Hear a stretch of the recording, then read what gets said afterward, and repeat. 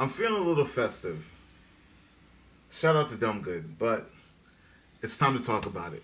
Let's go.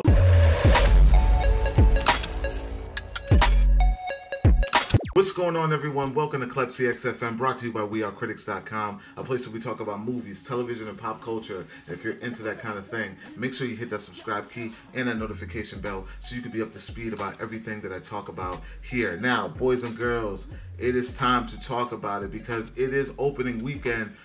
Jurassic World Dominion is about to bless the world.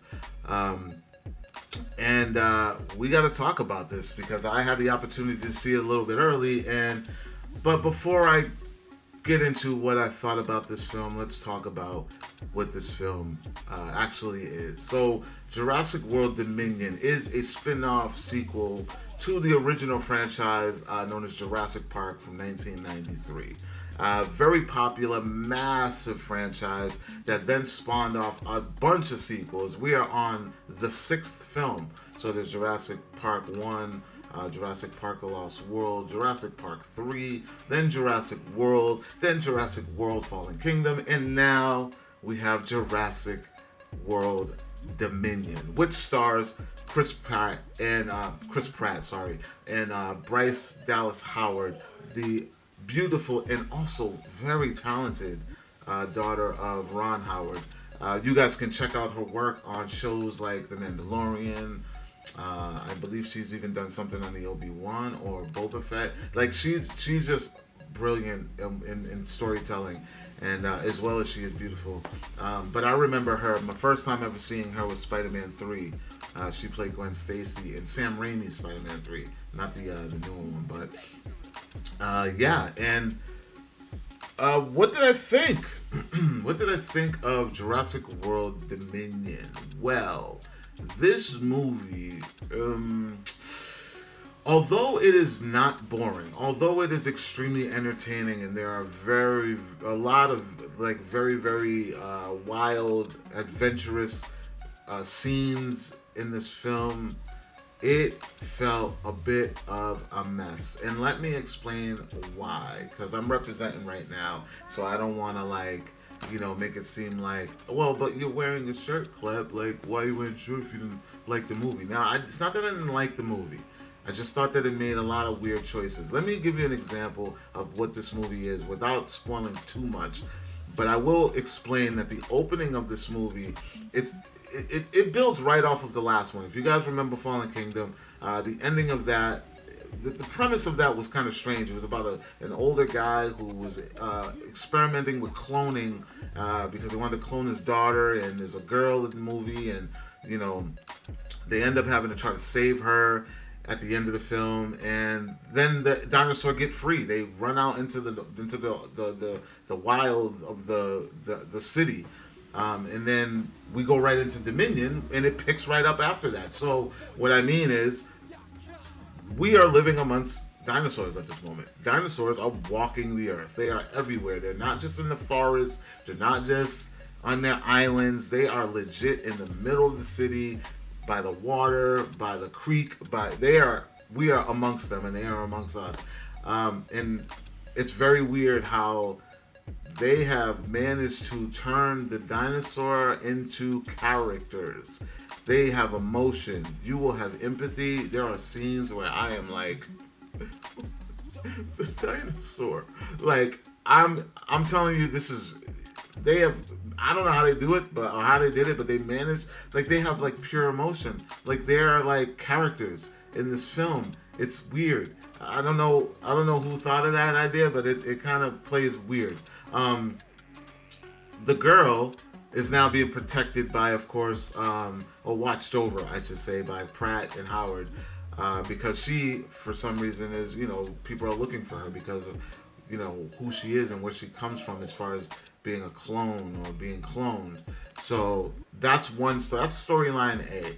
Storyline A, which follows Chris Pratt and Bryce Dallas and the young lady. Her name escapes me. I'm always terrible with the names. But she's awesome in this. Isabel Sermon, I believe her name is.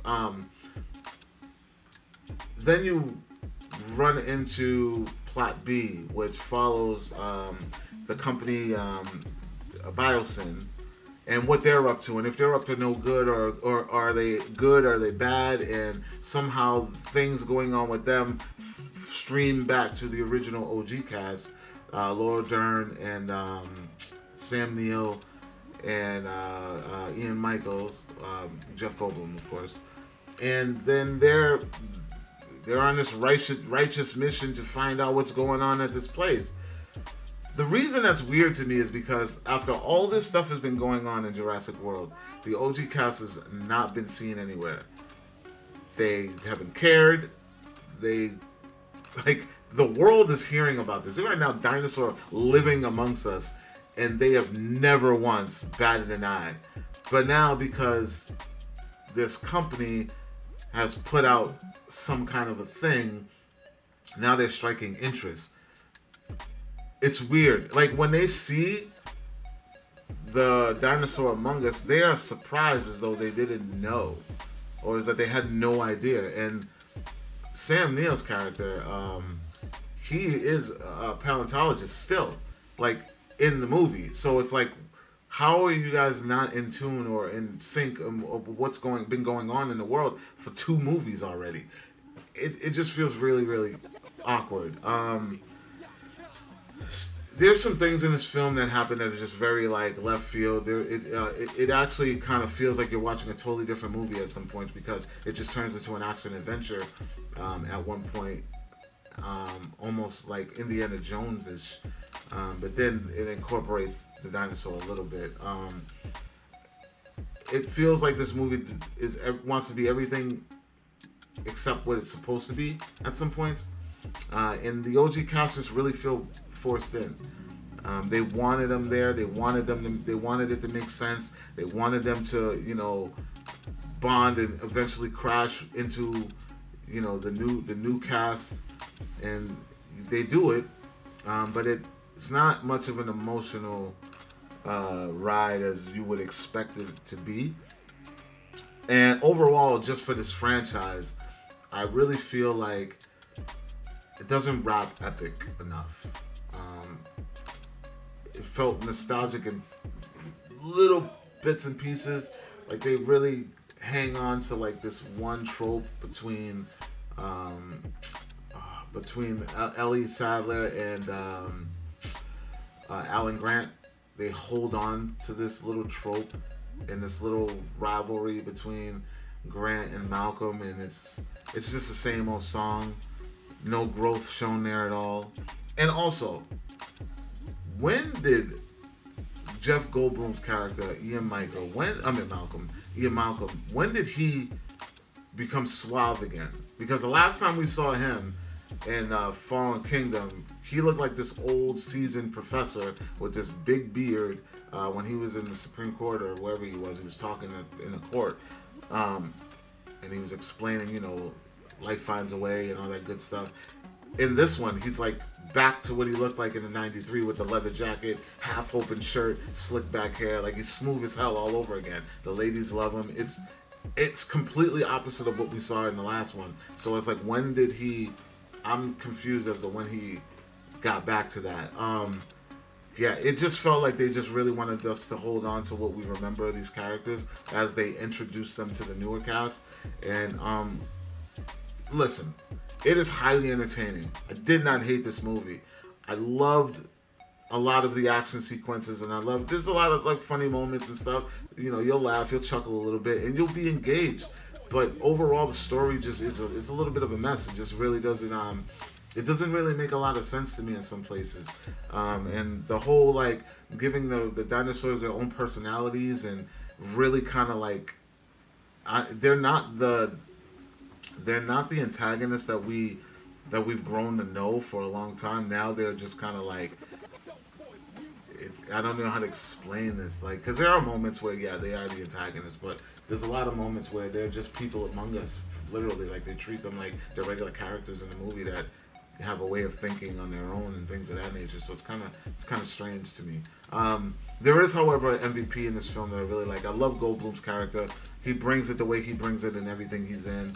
There's a new character by the name of Kayla, and she's played by DeWanda Wise. I know this lady from somewhere. I can't remember where I know her from, but she's beautiful and she's talented and she's witty and she's very charming. And her and Pratt's chemistry is so great together. They share a really good scene together. It's very keep you on the edge of your seat kind of scene. They do it very well together. I loved her. The villain in this, I don't know this guy. He kind of reminds me of like a Steve Jobs kind of dude. What was his name? I think it was Campbell Scott is his real name. But I'm trying to remember what his name is in the film.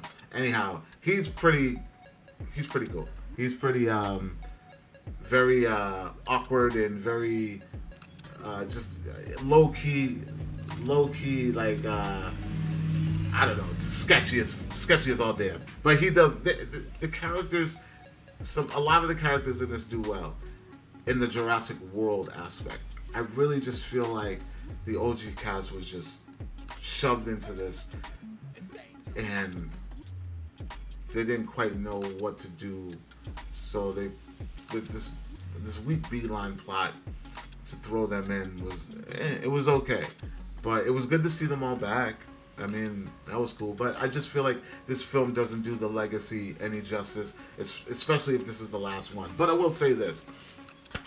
There's one thing that they did teach me, and thank you so much. Thank you for allowing me to understand that there is absolutely no reason at all to do any more of these movies.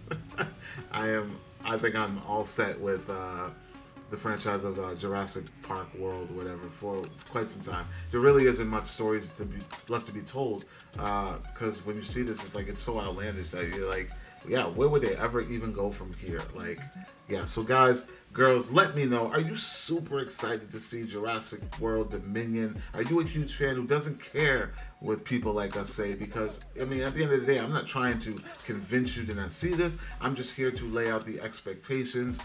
It is still overall very entertaining. There are no boring moments in this movie. There are just really weird, outlandish moments that you might be like, but why? How?